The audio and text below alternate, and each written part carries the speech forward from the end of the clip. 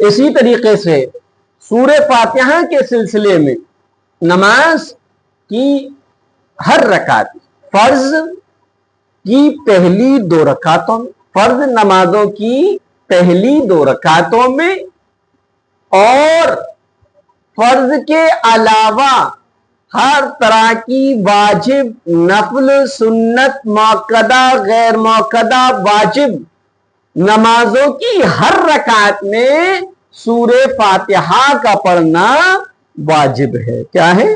वाजिब है। जैसे कि जोहर है, असर है, इशा है, मगरिब। कौन कौन सी नमाज है? जोहर, असर, इशा, मगरिब। जोहर 4, असर 4 और इशा 4, 4 है। मगरिब कितनी होती? 3 होती। इसकी 2 रकातों में, शुरू की 2 रकातों में सूरह फातिहा पढ़ना वाजिब है। आखिर की 2 रकात और 1 रकात में सुन्नत है। समझ में आ गया? वित्र है, 3 रकात वाजिब होते हैं, 4 रकात कोई सुन्नत है। उसकी हर रकात में क्या पढ़ना पड़ेगी? सूरह फातिहा पढ़नी पड़ेगी। समझ में आ गया? तो ये एक मुस्तकिल वाजिब है। लेकिन अगर किसी ने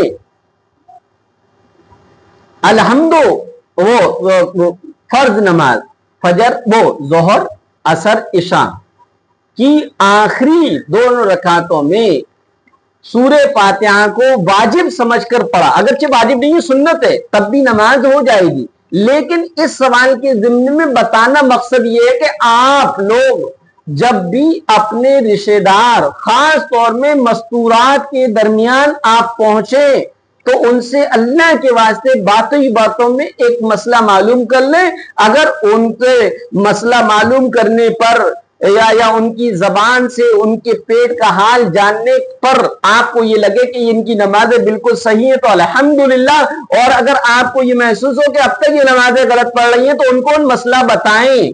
वो मसला क्या है? वो मसला ये है कि या तो सब लोग जो फर्ज नमाज पढ़ने का है वो तरीका हर नमाज पे लागू करते हैं। फर्ज नमाज पढ़ने का क्या तरीका है? अभी बताया 4 रकात या 3 रकात वाली नमाज।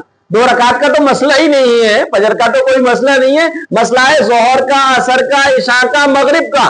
क्योंकि जोहर में 4, असर में 4, इशा में 4, मगरिब में 3। और इसको पर्दे का क्या तरीका है? पहली 2 रकातें भरी पढ़ी जाती हैं, यानी उसमें अलहम्दो के साथ सूरत मिलाई जाती है। और आखिर की 1 या 2 रकात खाली पढ़ी जाती है, यानी उसमें सूरह फातिहा पढ़ना सुन्नत है या सिर्फ सूरह फातिहा लोग पढ़ते हैं। समझ में आ गया? ये फर्ज नमाज का तरीका है। लेकिन लोग मसला जानते नहीं है और इसी तरीके पर वो क्या पढ़ते हैं? 4 सुन्नतें पढ़ रहे हैं, 4 सुन्नतें पढ़ रहे हैं, 2 खाली 2 भरी। समझ में आ गया? तो उनको मसला बता दे। समझ में आ गया? या फिर दूसरा तरीका होता है जो सुन्नतों के पढ़ने का तरीका है, चारों को भरा पढ़ना, वैसे ही वो फर्ज भी भरे पढ़ते। समझ में आ गया? तो उनको ये बताएं मसला।